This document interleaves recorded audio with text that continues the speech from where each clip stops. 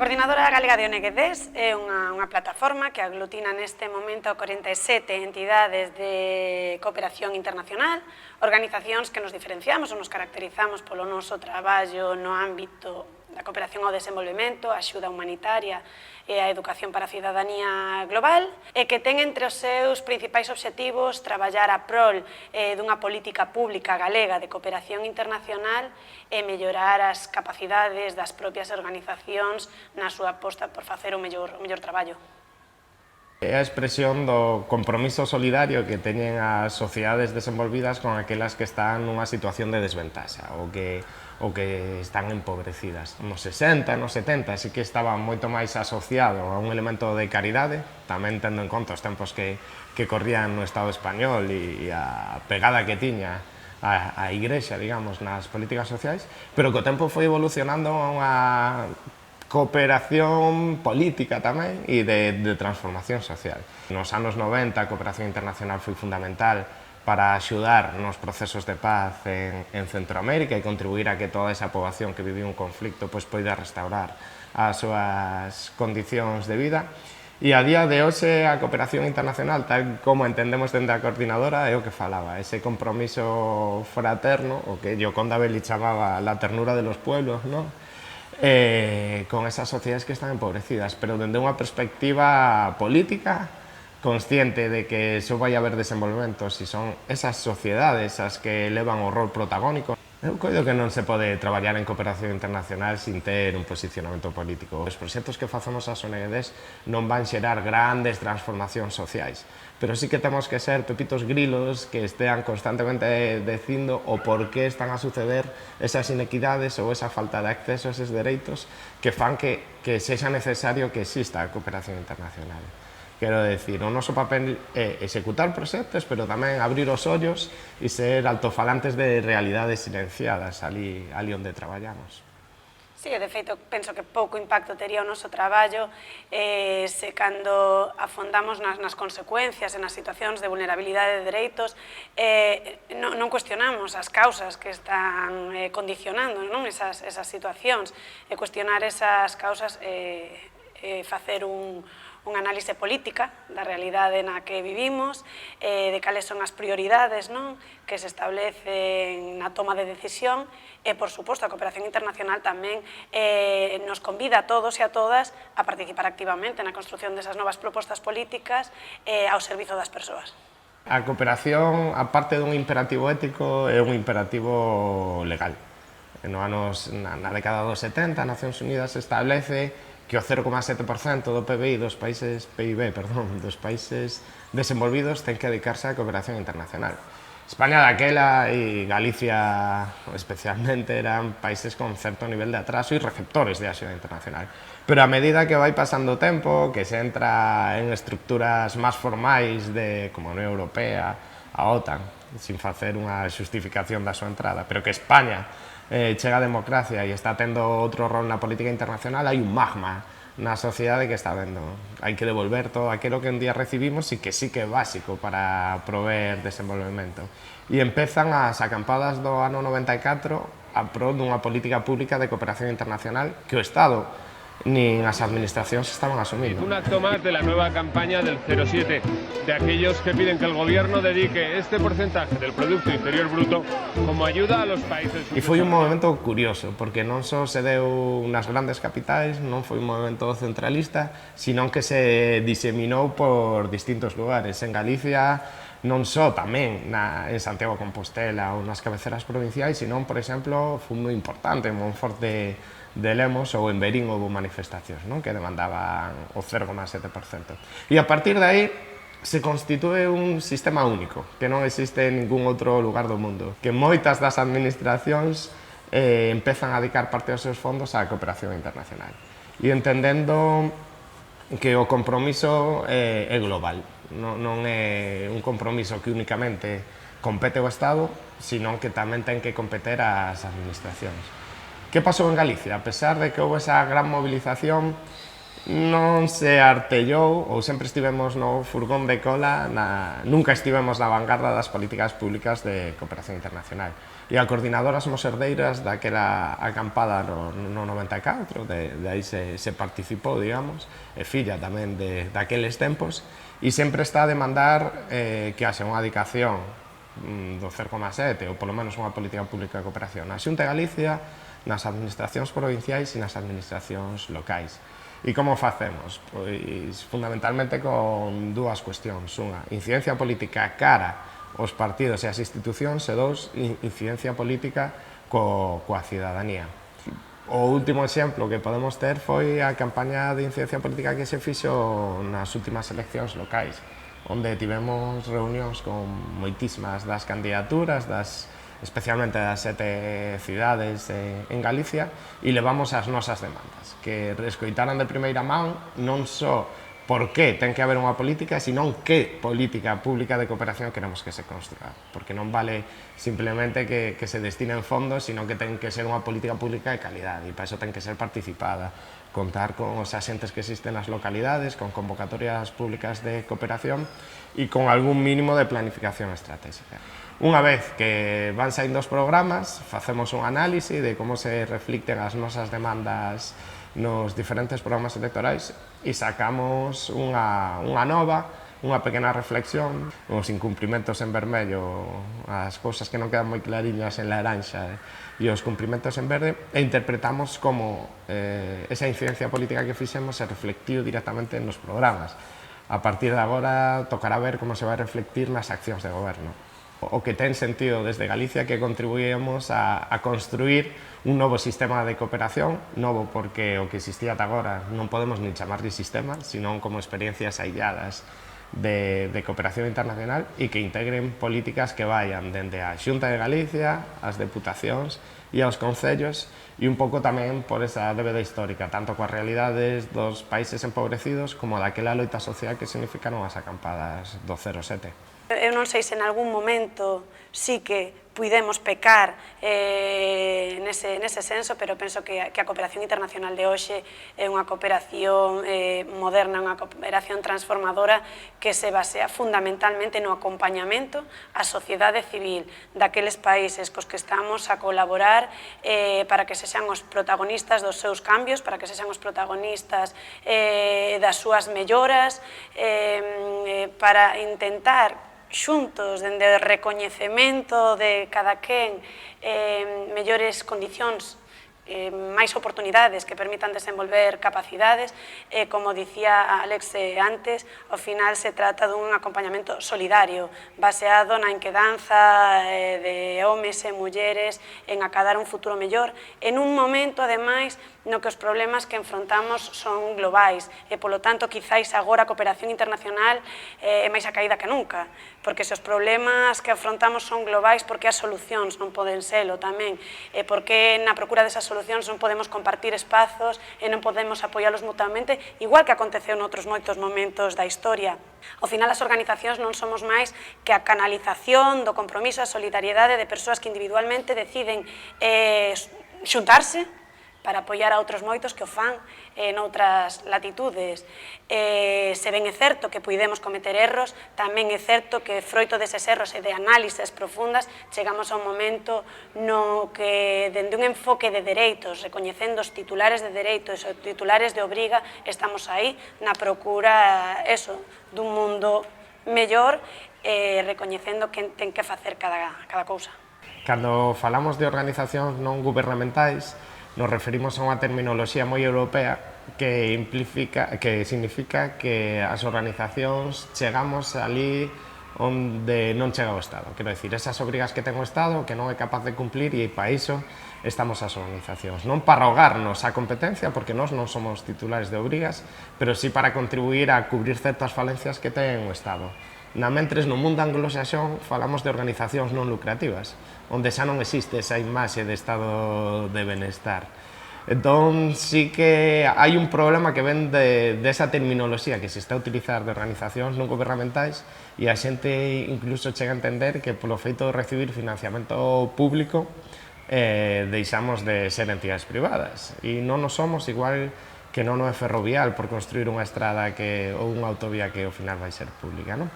Pero sí que esa terminoloxía supón un problema.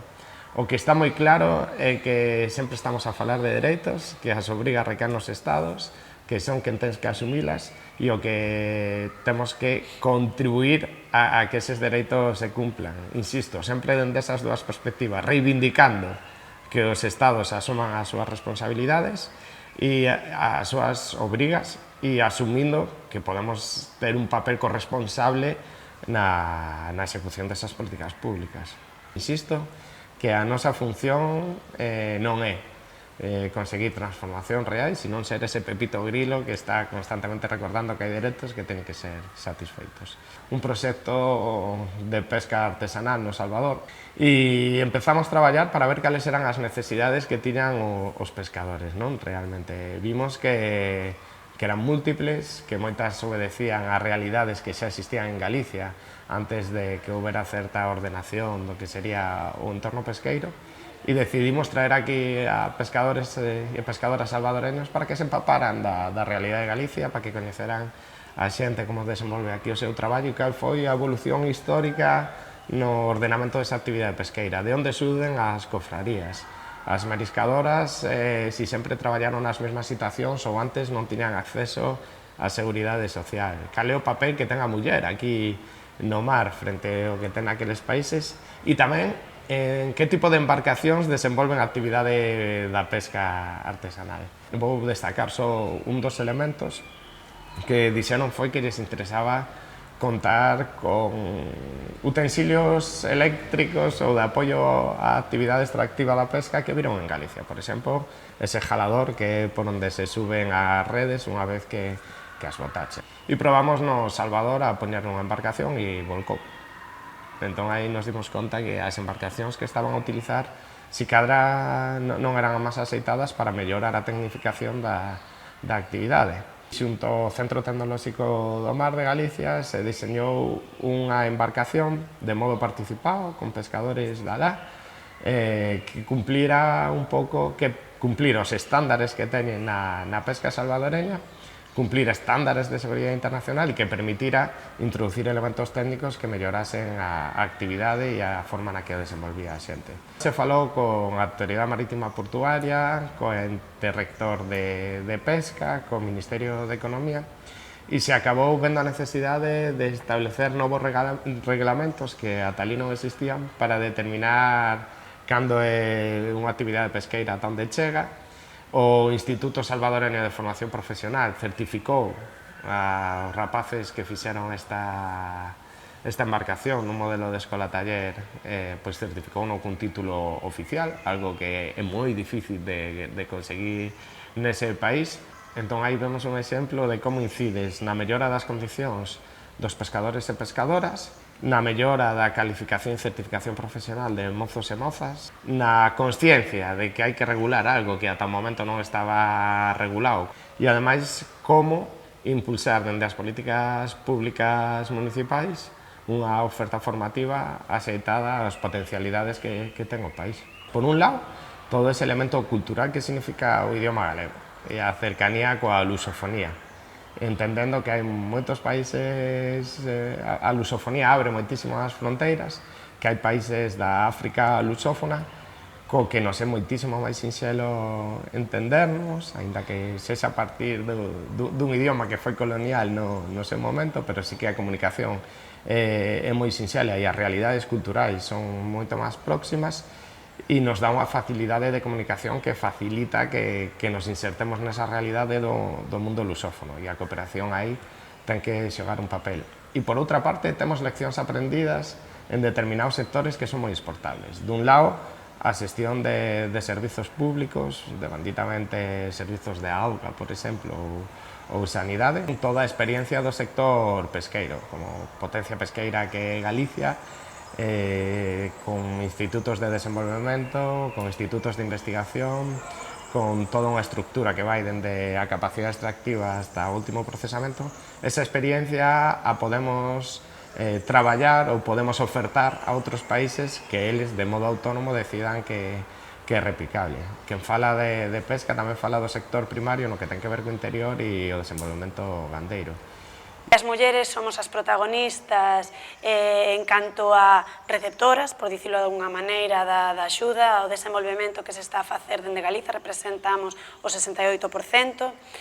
As mulleres somos tamén as que estamos facendo o día a día das nosas organizacións, representamos preto do 60-65% das persoas que traballamos nas organizacións, das voluntarias, que tamén nos nutrimos de persoas voluntarias para levar a cabo o noso que facer,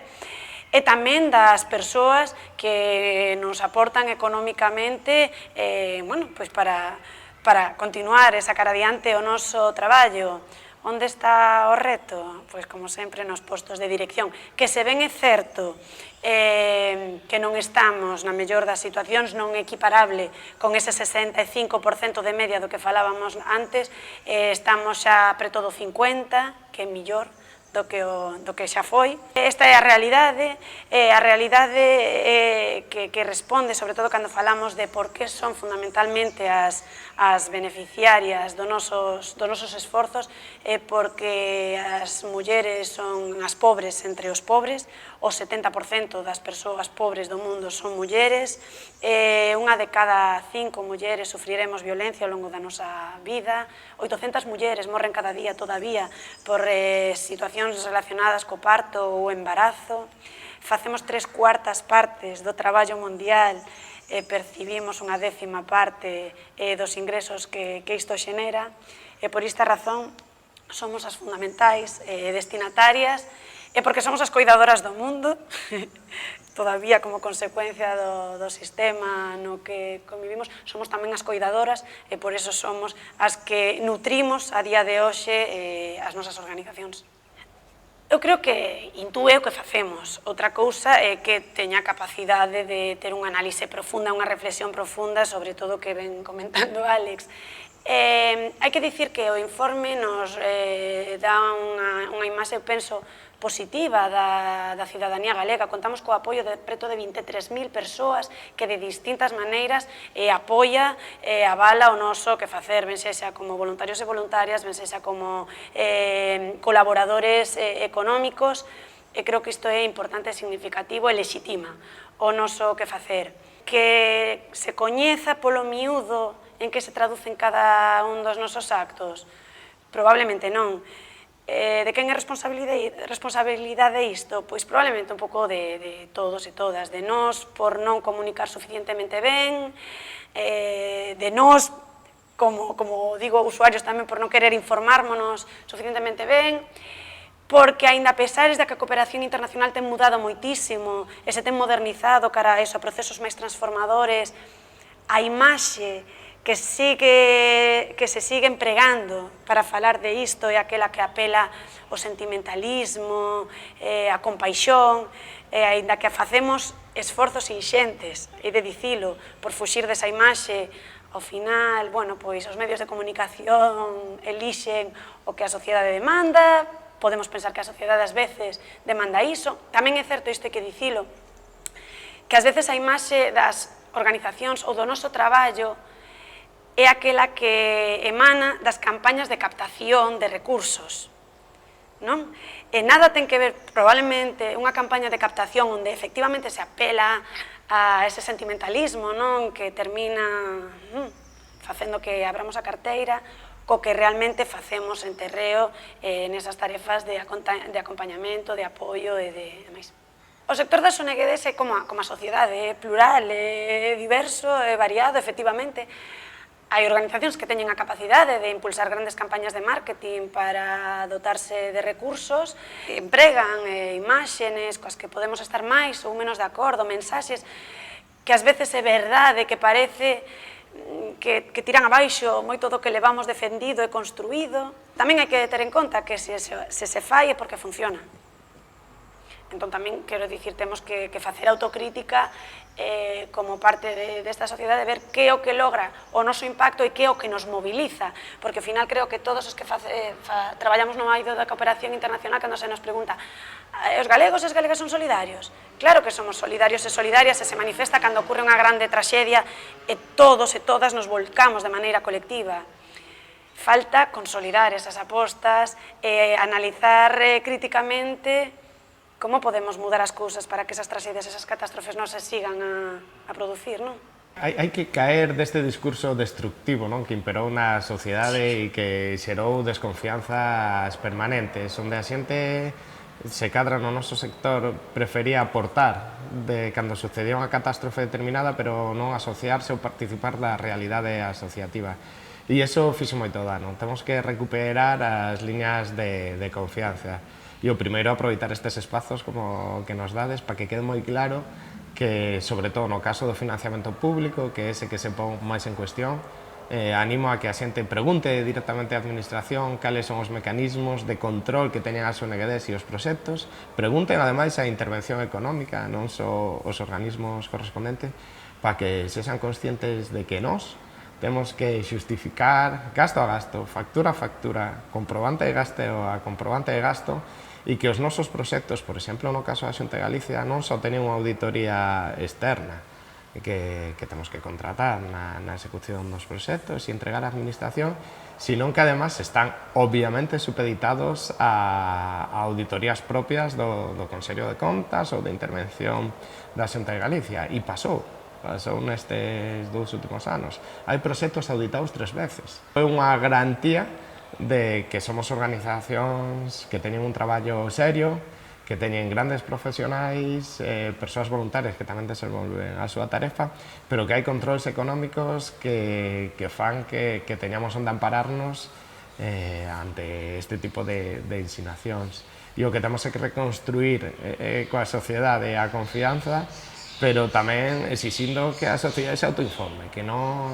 Moitas veces se asumen críticas dende o descoñecemento e é moi difícil loitar con isto. E eu tamén apelo á responsabilidade que ten a cidadanía cando opina.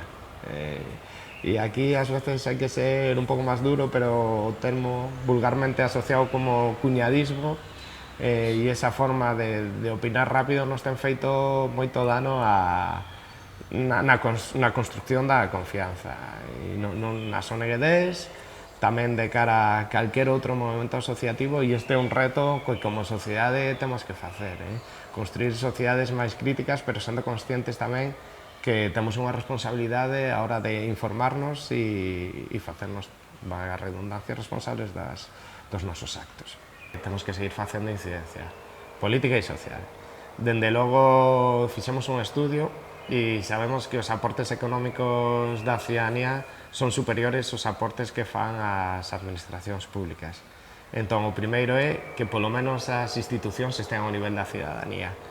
e que cara ese 0,7% que reivindicamos porque é un mandato internacional e España está comprometida, se dean pasos decididos. En Galicia, a Xunta de Galicia está nun 0,06%, apenas hai concellos dos 314 ou 13 que existen en Galicia, apenas hai 3 que teñen convocatoria específica, e aí temos moitísimo que andar. Deputacións non ten ninguna. Entón, temos que avanzar. O grande reto é conseguir construir unha política pública de cooperación pluralizada no que son os actores, non plurais. E despois o reto é de construir unha sociedade máis solidaria, pero tamén máis crítica, non? Non só traballamos cooperación internacional, sino que tamén temos que corresponsabilizarnos de construir sociedades máis xustas aquí onde traballamos, en Galicia. E non son nos centros educativos, nas prazas, nos centros de traballo, nas rúas, en calquer lugar. É dicir, que as ONGs teñan presenza, pero ademais leven todo este discurso que permitan que a xente nos coñeza e romper este nivel de desconfianza que ás veces falábamos.